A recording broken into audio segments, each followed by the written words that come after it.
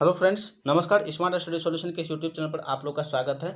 आज हम इस वीडियो में बात करने वाले हैं ग्रामीण चौकीदार के पद पर सीधी भर्ती निकली हुई है। यानी ग्रामीण चौकीदार जो है जिला अंतर्गत ये भर्ती निकली हुई है, जिसमें कि 276 पदों पर ये भर्ती निकली हुई है। योग्यता इसमें अगर आप देखेंगे तो मैट्रिक पास, यदि आपके पास मैट्रिक की डिग्री है तो आप इसके लिए एलिजिबल हो ग्रामीण चौकीदार के पद पर। उम्र इसमें जो है 18 से 40 साल रखा गया। वेतन आपको 28,000 देखने को मिलने वाला है इसमें। तो चलिए ऑफिशियल नोटिफिकेशन की तरफ चलते हैं और वहाँ जा करके आपको बतलाते हैं कि ये वैकेंसी किस प्रकार आपको फॉर्म फिलअप करना है। यहाँ सारी जानकारी आपको मिलेगी। चलिए, ये नोटिफिकेशन पर अगर आप देखेंगे तो ये पेपर कटिंग के माध्यम से ये निकला हुआ जिला दंडाधिकारी सह उपायुक्त का कार्यालय गोड्डा की तरफ से ये वैकेंसी निकली हुई है। सामान्य शाखा, यहाँ विज्ञापन संख्या 1/2024 यहाँ से देख सकते हैं। आवेदन प्राप्ति की अंतिम तिथि जो है 15 मार्च 2024 रखा गया। यानी 15 मार्च 2024 के पहले पहले ये आपको आवेदन करना होगा। ठीक है, यहाँ से आप अगर देखेंगे तो ये जो है पद का नाम चौकीदार रखा गया। चौकीदार के पद पर आपको 276 पोस्ट आपको देखने को यहाँ मिलेंगे। 276 पोस्ट पर ये भर्ती निकली हुई है। अगर आगे हम बात करते हैं तो यानी विभिन्न श्रेणी में अलग अलग पदों अलग अलग श्रेणी में अलग अलग पद रखे गए हैं। जैसे अनारक्षित में 135 सीट आपको देखने को मिलेगा। अनुसूचित जनजाति में 67 सीट, अनुसूचित जाति में 0, यानी इसमें कोई भी सीट नहीं है। अत्यंत पिछड़ा वर्ग में 31 सीट है, पिछड़ा वर्ग में 15 सीट है और अत्यंत जैसे EWS होते हैं उसमें 28 सीट हैं। टोटल 276 पोस्ट पर ये वैकेंसी आई हुई है। चलिए यहाँ से आगे बात करते हैं तो ये तो मार्गदर्शन प्राप्त होने यानी रद्द किया जा सकता है। जो भी आपको बिना बताए जो है ये वैकेंसी रद्द भी, विज्ञापन को रद्द किया जा सकता है। संशोधन या पूर्ण जो भी संशोधन होगा या विज्ञापन को, ये तो आपसी वो मैटर है, वो कुछ भी कर सकते हैं उसके अकॉर्डिंग, यानी उसके हाथ में ये सब रहता है। ठीक है, आयोग के हाथ में। चलिए आगे बात करते हैं आरक्षण की। तो झारखंड सरकार के द्वारा जिला स्तरीय मुसफिल स्थापना के लिए लागू आदर्श आरक्षण, यहाँ से क्षैतिज आरक्षण आप देख सकते हो क्या क्या इसमें आरक्षण जो है दिया गया। चलिए हम महत्वपूर्ण जो इम्पोर्टेंट बात है उस पर बात करते हैं। तो यहाँ से आपको दिया गया रिक्त पद की विवरणी तथा बिट संख्या ग्राम नाम सहित परिशिष्ट 1 में संलग्न है। यानी आप जो है गोड्डा यानी वहाँ के जिला के हैं तभी आप इसके लिए आप आवेदन कर सकते हो, क्योंकि जिस क्षेत्र में है ये गोड्डा जिले में, तो गोड्डा जिले के ही कैंडिडेट इसमें अप्लाई कर सकते हैं। शैक्षणिक योग्यता इसमें रखा गया है। चौकीदार के पद पर नियुक्ति है तो न्यूनतम शैक्षणिक योग्यता झारखंड राज्य में शिक्षण संस्थानों से 10वीं कक्षा उत्तीर्ण होगी। यानी जो झारखंड राज्य के शिक्षण संस्थान है वहीं से आपकी जो है 10वीं कक्षा उत्तीर्ण होना चाहिए, तभी आप इसके लिए फॉर्म भर सकते हो। अगर दूसरे राज्य से हैं तो आप इसके लिए आवेदन नहीं कर सकते। उम्र सीमा अगर बात करते हैं तो 18 वर्ष जो है निम्नतम उम्र सीमा रखा गया, जिसमें अनारक्षित के लिए 35 रखा गया है।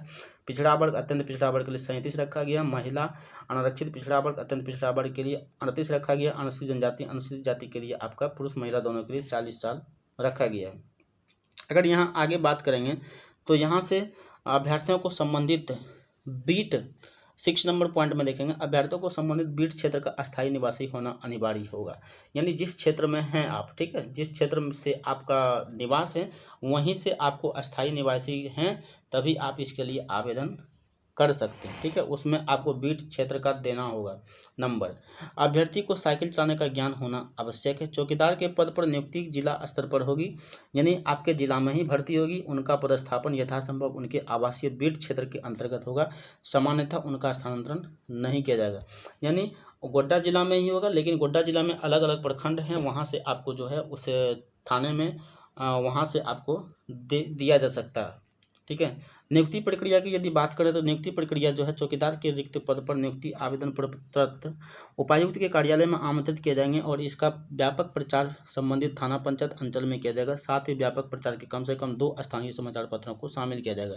ठीक है, अब दूसरे अगर लिखित परीक्षा की बात करते हैं तो लिखित परीक्षा जो है 50 अंकों की आपकी ली जाएगी, जिसमें कि लिखित परीक्षा में जिला से संबंधित सामान्य ज्ञान पूछे जाएंगे, स्थानीय भाषा से संबंधित प्रश्न पूछे जाएंगे और इसमें आपको जो है 30% अंक प्राप्त करना अनिवार्य होगा, तभी आप सफल होंगे। और सफल उम्मीदवारों को 1:3 के रेशियो में जो है तैयार किया जाएगा उसका सूची। ठीक है, यानी 3 गुना रिजल्ट दिया जाएगा। अब आगे शारीरिक माप में चलेंगे तो शारीरिक माप जो फिजिकल टेस्ट होगा, PET जो होगा आपका, तो इसमें जो है सामान्य के लिए आपका ऊंचाई चाहिए 160 सेंटीमीटर, पिछड़ा वर्ग अन्य पिछड़ा वर्ग 160 सेंटीमीटर, अनुसूचित जाति अनुसूचित जनजाति के लिए 155 सेंटीमीटर, महिलाओं के लिए 148 सेंटीमीटर चाहिए। न्यूनतम शारीरिक माप वाले अभ्यर्थियों को ही क्रमांक घ में निर्धारित शारीरिक जांच के लिए योग्य होंगे। शारीरिक जांच की अगर बात करते हैं तो यहाँ से आपका जो दौड़ होना है यानी रनिंग जो होगा आपका पुरुषों के लिए 5 मिनट या पहले अगर जाते हैं तो आपको 20 अंक दिए जाएंगे, ठीक है। अगर यहाँ 5 मिनट के बाद और 6 मिनट तक दौड़ते हैं तो आपको 10 अंक दिया जाएगा। महिलाओं के लिए बात करते हैं तो 8 मिनट या पहले अगर आप दौड़ लगाते हैं तो 20 दिए जाएंगे, और 8 मिनट के बाद 10 मिनट तक अगर आप दौड़ते हैं तो 10 अंक आपको दिए जाएंगे, ठीक है। तो लिखित परीक्षा का जो है एवं जांच परीक्षा का आयोजन जो है उपायुक्त की अध्यक्षता में गठित समिति द्वारा की जाएगी, ठीक है। ये जानकारी है, ये जो है PDF आपको हम टेलीग्राम ग्रुप में दे देंगे, वहाँ से भी जा कर के आप इसको अच्छे तरीके से पढ़ के समझ के तब जा कर के आप आवेदन को भरना है, ठीक है। यहाँ से अगर आप नीचे जाएंगे तो अब यहाँ से पढ़िए, न्यायाधीश से अद्भुत एवं प्रभावित आच्छादित अभ्यर्थियों के संदर्भ में साक्ष्य आधारित संपुष्टि के उपरांत 2 अंक प्रत्येक पूर्ण 1 वर्ष की दर से अधिकतम 20 अंक जो है आपको दिया जाएगा। मेधा सूची की अगर बात करते हैं तो लिखित परीक्षा में प्राप्त अंक का प्रतिशत एवं शारीरिक जांच में प्राप्त अंक के योग के आधार पर मेधा सूची तैयार की जाएगी, यानी मेरिट लिस्ट जो आपको बनाया जाएगा वो परीक्षा जो आप दीजिएगा उसके में जितना भी अंक लाइएगा उसके आधार पर, ठीक है। उसके बाद जो शारीरिक जांच है उसमें उसके जो अंक आएंगे दोनों को ऐड करके जो है मेरिट लिस्ट तैयार किया जाएगा। उसके बाद आपको चिकित्सा परिरक्षण किया जाएगा, परिवीक्षा लिया जाएगा, ये सब आपको इस चरणों से गुजरना पड़ेगा, ठीक है। वेतनमान आपको यहाँ दे दिया गया कि 1800 जो है आपका ग्रेड वेतन होगा, 15,200 से लेकर 20,200 ग्रेड पे यहाँ से देख सकते हैं, ठीक है। अब यहाँ से आपको आवेदन करने की क्या क्या प्रक्रिया है तो यहाँ आप देखेंगे तो चौकीदार नियुक्ति से संबंधित योग्यता सह अर्हता रखने वाले अभ्यर्थी भी प्रपत्र में आवेदन पत्र के साथ निम्न दस्तावेजों की स्व अभिप्रमाणित प्रति अनिवार्य रूप से संलग्न करेंगे, यानी जो भी डॉक्यूमेंट्स आप देंगे उसमें आपको स्व अभिप्रमाणित करके सिग्नेचर करके आपको देना पड़ेगा। शैक्षणिक अंक पत्र प्रमाण पत्र देना पड़ेगा, सक्षम पदाधिकारी द्वारा निर्गत अद्यतन स्थानीय निवास प्रमाण पत्र देना पड़ेगा, जन्म तिथि से संबंधित प्रमाण पत्र जो भी आपका मैट्रिक का है मार्कशीट दीजिए या सर्टिफिकेट दीजिए, सक्षम पदाधिकारी थाना प्रभारी द्वारा निर्गत आचरण प्रमाण पत्र चाहिए, आपको कैरेक्टर सर्टिफिकेट चाहिए, स्व प्रमाणित अद्यतन 4 पासपोर्ट साइज फोटो चाहिए। उसके बाद अभ्यर्थी को लिफाफा के ऊपर विज्ञापन संख्या लिखना पड़ेगा, आवेदित पद का नाम लिखना पड़ेगा, बिट संख्या लिखना पड़ेगा, अंचल का नाम लिखना पड़ेगा, थाना का नाम लिखना का अवश्य अंकित करेंगे, यानी जो लिफाफा होगा उस पर इतना सारा जानकारी आपको जो है लिखना पड़ेगा। तो इस ऑफिशियल नोटिस में जो है ऊपर में आपको मिल जाएगा विज्ञापन संख्या मिल जाएगा और पद का नाम मिल जाएगा। पद का नाम तो आप जानते ही चौकीदार है, लेकिन बिट संख्या आपको वहाँ से आपके अपने क्षेत्र से पता करना पड़ेगा क्या आपका बिट संख्या है, और ये आपको लिफाफा के ऊपर लिखना पड़ेगा, ठीक है। अब देखिए किसी न्यायालय अन्य कार्यालय से आवेदन जमा करने पर उनका आवेदन स्वतः निरस्त समझा जाएगा, यानी कोई भी अगर माध्यम में आप कार्यालय में अन्य कार्यालय में जमा करते हो तो आपको नहीं लिया जाएगा। आपको सिर्फ जो है स्पीड पोस्ट या डाक के माध्यम से ही आप भेज सकते हैं, तभी आपका जो है ये फॉर्म मान्य होगा।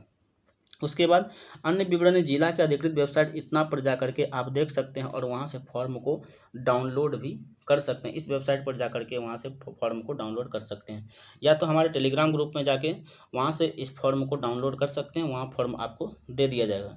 चलिए परीक्षा शुल्क इसमें जो है निःशुल्क है, यानी कोई भी शुल्क नहीं रखा गया। परीक्षा की तिथि जो है दैनिक स्थानीय समाचार पत्रों के माध्यम से अलग से प्रकाशित की जाएगी। परीक्षा की तिथि अभी नहीं बताई गई है और 15 मार्च 2024 के बाद प्राप्त आवेदनों पर विचार नहीं किया जाएगा, यानी आप 15 मार्च 2024 के बाद अगर भेजते हैं तो आपको उस पर कोई विचार नहीं किया जाएगा। जो भी आप फॉर्म भेजेंगे उस पर कोई विचार नहीं किया जाएगा।